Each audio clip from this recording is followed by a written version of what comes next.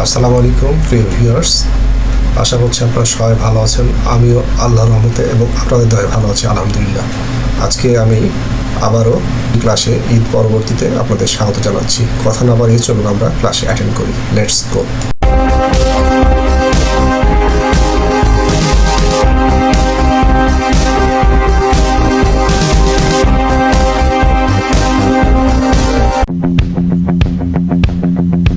সবাইকে আজকের ক্লাসে স্বাগত জানাচ্ছি। আজকের আলোচনার বিষয় আর্টিকেল। আর্টিকেল হলো মূলত অ্যাডজেক্টিভ যা কোনো নাউন নির্দিষ্ট বা না অনির্দিষ্টতা জ্ঞাপন করে। এর অর্থ উপসর্গ বা পদাশ্রিত নির্দেশ্য। এখানে উপসর্গ বা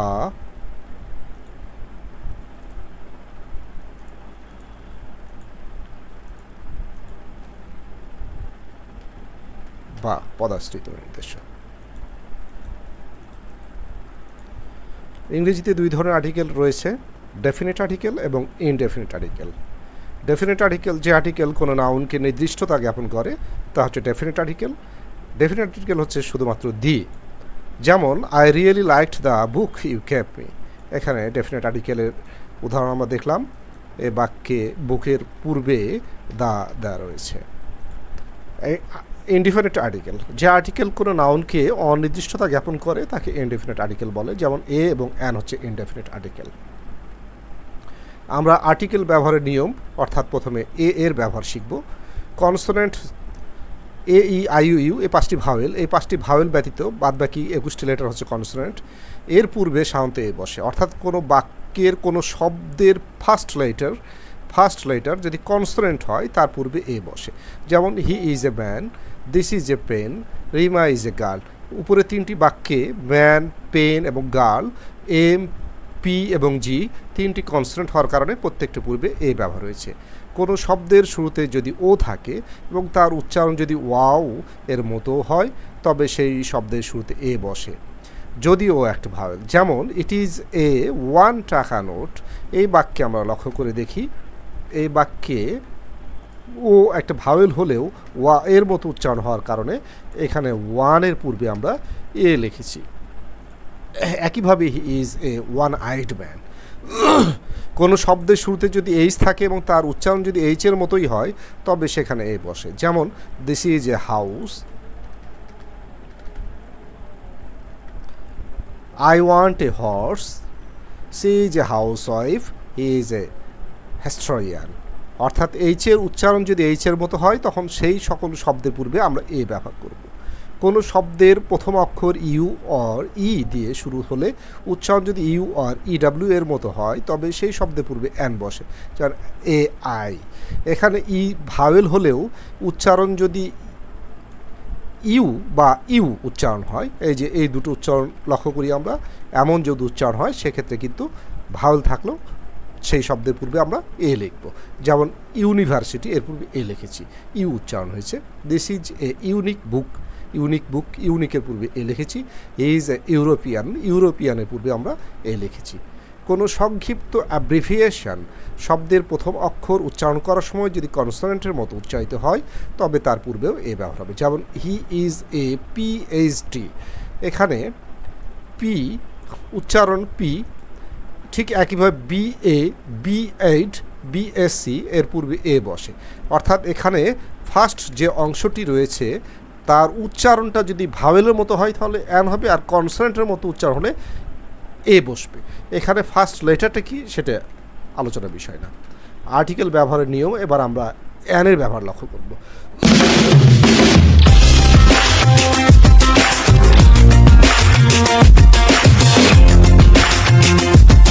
ভাওয়েল অর্থাৎ এ ই আই ও ইউ এর পূর্বে সাধারণত অ্যান বসে, যেমন দেখি I need an Apple, this is an umbrella. এখানে অ্যাপেল, আমব্রেলা এই দুটি শব্দের প্রথম অক্ষর এ এবং ইউ এগুলো ভাওয়েল, এই কারণে এর পূর্বে আমরা অ্যান ব্যবহার করেছি। কোনো শব্দের শুরুতে যদি এইচ থাকে এবং উচ্চারণ যদি এইচের মতো না হয় তখন অ্যান ব্যবহার হবে, যেমন he is an honest man. এখানে অনেস্ট এইচের মতো উচ্চারণ হয় নাই।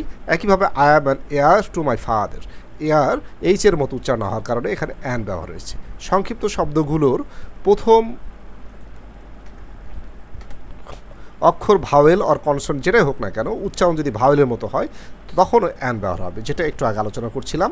অ্যান এম এ, এখানে এম ফার্স্ট লেটারটা কিন্তু কনসোনেন্ট, বাট উচ্চারণের এম উচ্চারণে প্রথমে কিন্তু একটা এ এসে যায়, এই কারণে এখানে আমরা অ্যান ব্যবহার করেছি।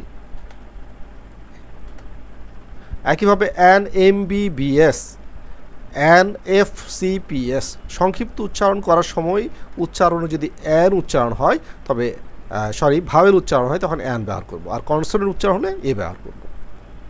উপরের বর্ণিত নিয়মগুলো এ অ্যান এর সাধারণ নিয়ম, এর বাইরেও কিছু নিয়ম রয়েছে, সেগুলো আমরা আলোচনা করি। বানানটা ভুল হয়েছে। অনির্দিষ্ট কোনো ব্যক্তি বা বস্তুর কথা বাক্যে উল্লেখ থাকলে এ বা অ্যান বসে, যেমন please send me a book, we need a pen. সংখ্যাবাচক শব্দের পরে যদি সিঙ্গুলার কাউন্টেবল নাউন থাকে তবে ওই সংখ্যাবাচক শব্দের আগে এ বসে, যেমন he is a 17 years old boy, she made a 4 pound cake. Plural নাউনের পূর্বে মডিফাইং ওয়ার্ড যেমন few, little, lot of, great, many, good, deal থাকলে ওয়ার্ডগুলোর পূর্বে এ বসে, যেমন he need a lot of money, there is a little water in the glass. সংখ্যাবাচক কিছু শব্দ যেমন কাপল, ডজন, 100, 1000, মিলিয়ন এর পূর্বে এ বসে, যেমন হি আর্নস $1 million। একইভাবে হি বট এ ডজন পেন্স। অপরিচিত কোনো ব্যক্তিকে বোঝাতে যদি মিস্টার, মিসেস বা মিস ব্যবহৃত হয় তার পূর্বে এ বসে, যেমন এ মিস মিতু ওয়েন্ট দেয়ার। একই জাতীয় সকল সিঙ্গুলার কাউন্টেবল নাউন বোঝাতে এর পূর্বে এ বসে, যেমন a cow is a domestic animal.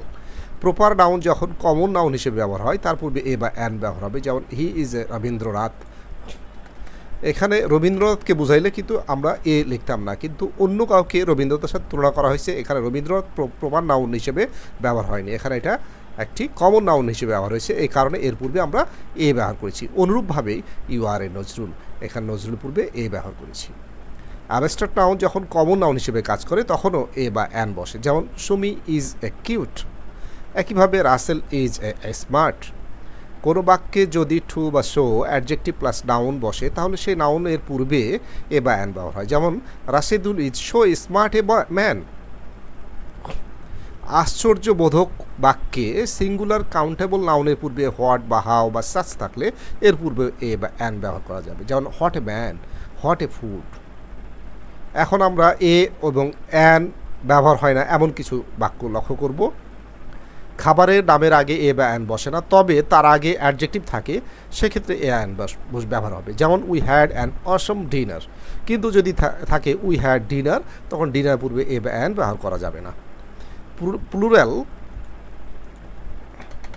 Plural number a men, a boys, a girls হবে না। Abstract noun a beauty, a love হবে না। Uncountable noun a water, a milk এমন হবে না। ধন্যবাদ সবাই। প্রিয় ভিউয়ার্স, সুপ্রিয় শিক্ষার্থী ও সম্মানিত অভিভাবক, যদি ক্লাসটি ভালো লাগে তাহলে ক্লাসটিতে একটা লাইক, একটি পজিটিভ কমেন্ট, ভিডিওটি শেয়ার এবং সেই সাথে আমার চ্যানেলটি সাবস্ক্রাইব করে পাশে থাকবেন। ইনশাল্লাহ অতি শীঘ্রই অন্য কোনো প্রয়োজনীয় ভিডিওতে আবারও আপনাদের সামনে হাজির হব। সে পর্যন্ত সবাই ভালো থাকবেন, অন্যকেও ভালো রাখবেন। আল্লাহ হাফেজ।